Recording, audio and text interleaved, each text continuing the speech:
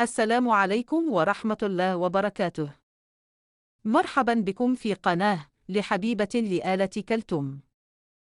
إذا كنتم من عشاق القصص الغامضة والمرعبة الحقيقية، فلا تنسوا الإعجاب بالفيديو والاشتراك في القناة، لأن القصة التي ستسمعونها اليوم صدمت كل من عرف تفاصيلها. قصة بدأت برحلة ممتعة، وانتهت بمأساة لم يتوقعها أحد. في إحدى المدن الساحلية، كان هناك 3 أصدقاء مقربين منذ الطفولة. الأول اسمه سامر، والثاني ياسين، والثالث أمين. كانوا لا يفترقون أبداً، يدرسون معاً، يخرجون معاً، وحتى أحلامهم كانت متشابهة. كانوا يحبون البحر كثيراً، ويحلمون دائماً برحلة طويلة يبتعدون فيها عن ضغوط الحياة. وفي بداية العطلة الصيفية، اقترح ياسين على أصدقائه القيام برحلة بحرية لمدة يومين إلى جزيرة بعيدة تشتهر بجمالها. تحمس الجميع للفكرة، وبدأوا يخططون لكل شيء، من الطعام إلى معدات الصيد والتخييم.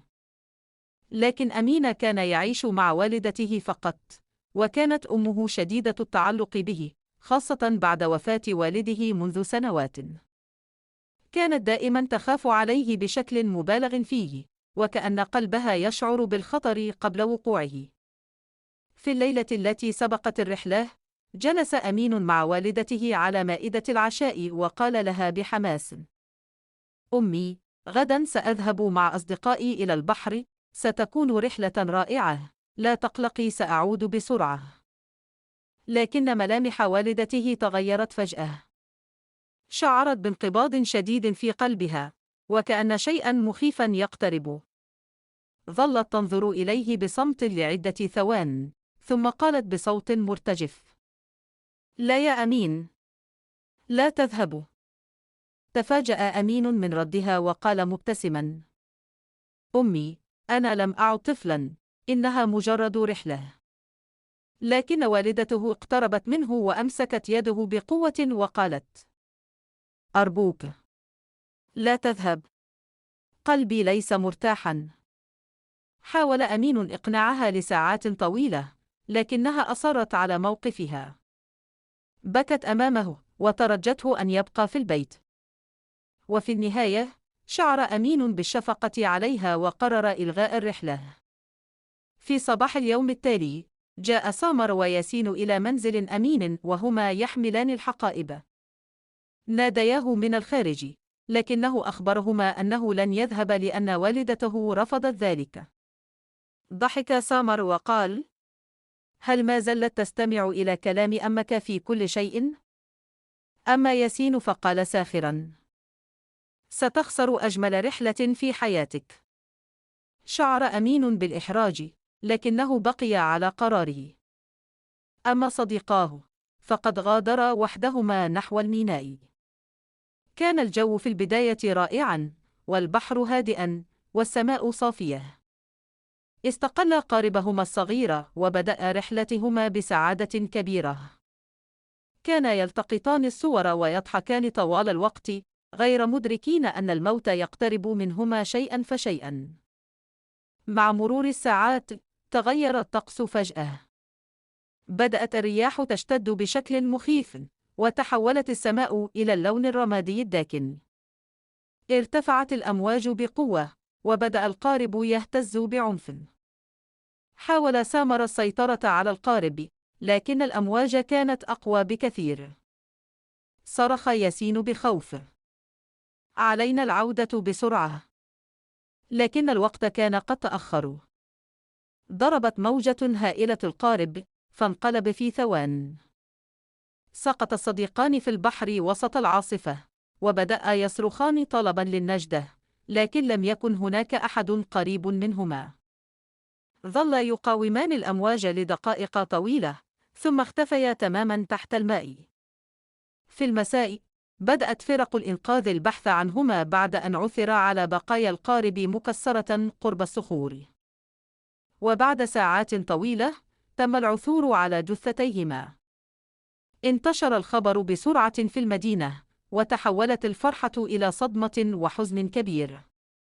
وصل الخبر إلى والدة أمين، وعندما سمعت أن صديقي ابنها قد مات في البحر، وضعت يدها على فمها من شدة الصدمة، ثم بدأت تبكي وهي تردد: الحمد لله، الحمد لله أن أمين لم يذهب معهم. كانت ترتجف بشدة، لكنها في داخلها شعرت بالراحة لأن ابنها ما زال بخير. وفي تلك اللحظة نهضت بسرعة وقالت: يجب أن أخبره بما حدث. يجب أن يعرف أن الله أنقذه. صعدت الدرجة مسرعة نحو غرفته، وقلبها ينبض بقوة. كانت تنادي باسمه وهي تبكي: آمين، آمين، لقد نجوت يا بني. لكن عندما وصلت إلى باب غرفته، شعرت بشيء غريب. كان الباب مفتوحا قليلا، والهدوء مخيفا بشكل غير طبيعي. دفعت الباب ببطء، ثم تجمدت في مكانها. كان أمين مستلقيا على سريره دون حركة. ابتسمت في البداية وظنت أنه نائم، وقالت بصوت خافت: آمين، استيقظ يا بني. لكنه لم يتحرك. اقتربت منه أكثر، ثم لمست يده. كانت باردة بشكل مرعب. تغير وجهها فجأة، وبدأ الخوف يسيطر عليها. هزته بقوة وهي تصرخ: آمين، آمين، لكن لا جواب. في تلك اللحظة اكتشفت الحقيقة الصادمة: لقد مات أمين وهو نائم. صرخت الأم صرخة هزت المنزل كله، وسقطت على الأرض وهي تبكي بشكل هستيري. وصل الأطباء بعد دقائق، وبعد الفحص أخبروها أن أمين تعرض لتوقف مفاجئ في القلب أثناء نومه، ومات قبل ساعات. لم تستطع الأم استيعاب ما حدث. كانت تعتقد أنها أنقذت ابنها من الموت، لكنها اكتشفت أن الموت كان ينتظره داخل غرفته. انتشرت القصة بسرعة بين الناس، وأصبح الجميع يتحدث عن ذلك الشاب الذي نجا من الغرق، لكنه مات على سريره. البعض قال إنها مجرد صدفة مرعبة، والبعض الآخر قال إن الإنسان لا يستطيع الهروب من قدره مهما فعل. مرت الأيام، لكن والدة أمين لم تعد كما كانت. أصبحت تجلس وحدها لساعات طويلة تحدق في صور ابنها بصمت. وكان أكثر شيء يرعبها أنها في الليلة التي منعت فيها ابنها من الذهاب، رأت حلما غريبا جدا. رأت 3 قبور. وعندما استيقظت، كانت تظن أن القبور ال3 تعني موت الأصدقاء ال3 في البحر. لكنها لم تكن تعلم أن ابنها سيكون القبر الثالث. وبعد أشهر من الحادثة، قال بعض الجيران إنهم كانوا يسمعون الأم تتحدث وحدها في الليل، وكأنها تخاطب ابنها.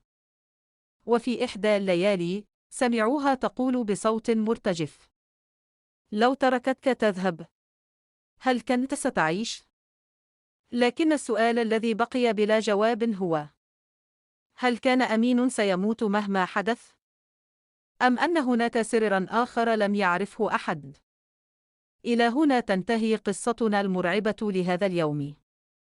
إذا أعجبتكم القصة، لا تنسوا دعم الفيديو بالإعجاب والاشتراك في قناة لحبيبة لآلة كلثوم، وتفعيل الجرس ليوصلكم كل جديد من القصص المرعبة والغامضة. واكتبوا لنا في التعليقات: هل تعتقدون أن ما حدث مجرد صدفة؟ أم أن القدر لا يمكن الهروب منه أبداً؟